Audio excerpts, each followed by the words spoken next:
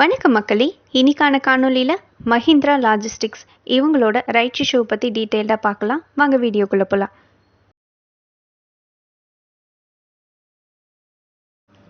Right இஷ்யூனா என்னென்னா, ஒரு நிறுவனம் நிதி திரட்டுறதுக்காக கூடுதலாக சில ஷேர்ஸை டிஸ்கவுண்ட் ப்ரைஸில் அவங்களோட ஷேர் ஹோல்டர்ஸ்க்கு கொடுப்பாங்க. ஷேர் ஹோல்டர்ஸ் ஆன நாம் சில விஷயங்களை செய்யணும். ஒரு நிறுவனம் ரைட் இஷ்யூ அனௌன்ஸ் பண்ணாங்கன்னா, இல்லைனா நாம் நஷ்டம் அடைகிறதுக்கான வாய்ப்பு இருக்குது. ரைட்ஸ் இஷ்யூனா என்ன, ஃபுல்லி பெய்ட் ரைட்ஸ் இஷ்யூனா என்ன, பார்ட்லி பெய்ட் ரைட்ஸ் இஷ்யூனா என்னன்னு எக்ஸாம்பிள்ஸ் வச்சு நான் வேறொரு காணொலியில் டீட்டெயில்டாக போட்டிருக்கேன். நான் அந்த லிங்க்கை வந்து டிஸ்கிரிப்ஷனில் கொடுக்குறேன். விருப்பம் இருக்கவங்க கிளிக் பண்ணி பார்த்துக்கலாம். இந்த நிறுவனம் 2000ஆம் ஆண்டு தொடங்கப்பட்டது. இவங்க integrated third party logistics and mobility services கொடுக்குறவங்க.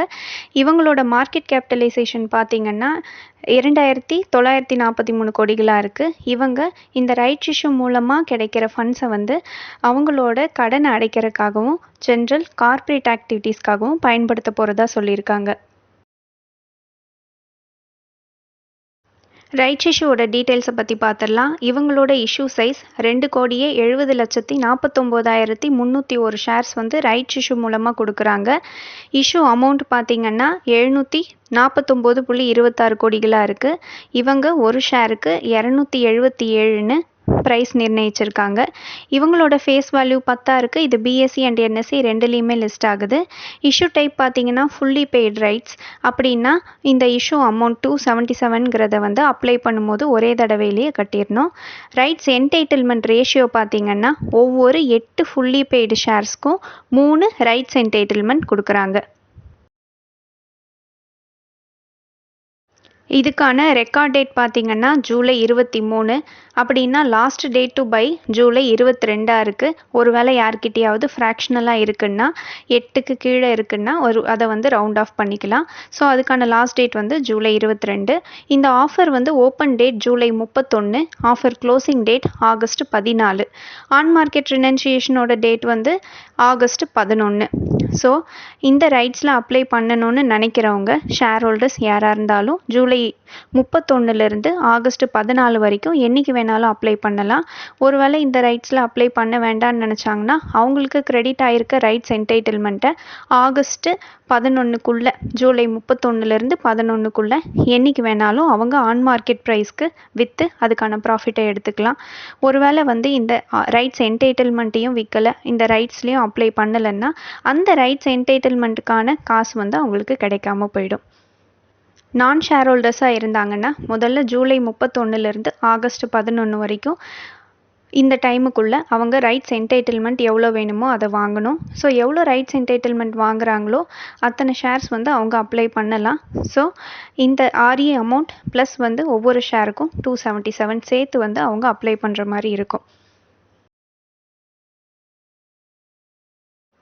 மோட்ஸ் ஆஃப் அப்ளையிங் பார்த்துடலாம். 2 விதமாக பண்ணலாம். ரெஜிஸ்டர்ஸ் வெப்சைட் மூலமாக போய் பண்ணலாம், இல்லைனா ஆஸ்பா ஆன்லைன் இன்டர்நெட் பேங்கிங் மூலமாக போய் பண்ணலாம். ஸோ ரெஜிஸ்டர்ஸ் வெப்சைட்டை வந்து இந்த டிஸ்பிளேயில் காமிச்சிருக்கேன். அதுலேயும் போய் அந்த லிங்க்லேயும் கிளிக் பண்ணி பண்ணலாம். அது இல்லைன்னா நீங்கள் உங்கள் டிமேட் அக்கௌண்ட்டை எந்த பேங்க்கோட லிங்க் பண்ணியிருக்கீங்களோ அதில் இன்டர்நெட் பேங்கிங் கிளிக் பண்ணிவிட்டு ரைட்ஸ் இஷ்யூ ஐபிஓ எஃபிஓன்ற மாதிரி காலம் இருக்கும். அதில் ரைட்ஸ் இஷ்யூவை கிளிக் பண்ணிவிட்டு இந்த நிறுவனத்தோட பேரை நீங்கள் கிளிக் பண்ணிக்கணும். அதுக்கப்புறம் உங்களோட டிமேட் அக்கௌண்ட் டீட்டெயில்ஸ். ஸோ இதெல்லாம் நீங்கள் தெரிஞ்சுக்கணுன்னா உங்களோட ப்ரோக்கரேஜ்லேயே உங்கள் ப்ரொஃபைல்லையே இதெல்லாம் கிடைக்கும். ஸோ நீங்கள் டிபிஐடி கிளைண்ட் ஐடி இது ரெண்டையும் கொடுக்கணும். உங்களோட பேன் நம்பரையும் கொடுக்கணும். எவ்வளோ ஷேர்ஸ் நீங்கள் அப்ளை பண்ண போகிறீங்களோ அதை வந்து நீங்கள் கிளிக் பண்ணிக்கணும். ஷேர் ஹோல்டர்ஸாக இருந்தால் ஆல்ரெடி வந்து எவ்வளோ எலிஜிபிளோ அதை வந்து காமிக்கும். ஸோ உங்களோட அப்ளிகேஷனை ரெவ்யூ பண்ணிவிட்டு நீங்கள் வந்து அக்செப்ட் டேர்ம்ஸ் அண்ட் கண்டிஷன் இருக்கும், அதையும் கிளிக் பண்ணிவிட்டு நீங்கள் சப்மிட் கொடுக்கணும். இதுக்கான அமௌண்ட்டை வந்து பிளாக் பண்ணி வச்சுக்குவாங்க உங்களோட அக்கௌண்ட்டில். ஸோ அலாட்மெண்ட் ஆனதுக்கப்புறமா உங்களோட அக்கௌண்ட்லேருந்து டெபிட் பண்ணிக்குவாங்க. ஷேர் ஹோல்டர்ஸ் நான் ஷேர் ஹோல்டர்ஸ் 2 பேருமே வந்து எக்ஸ்ட்ரா ஷேர்ஸ்க்கும் அப்ளை பண்ணலாம்.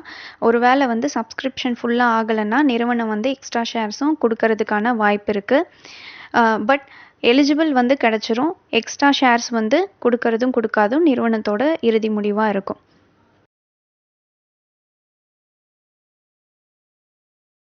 இந்த காணொலி உங்களுக்கு பயனுள்ளதாக அமைஞ்சிருந்தால் இந்த சேனலுக்கு சப்ஸ்கிரைப் பண்ணுங்கள். இந்த வீடியோ பிடிச்சிருந்தா லைக் பண்ணுங்கள். உங்கள் ஃப்ரெண்ட்ஸோட ஷேர் பண்ணிக்கோங்க. நன்றி மக்களே.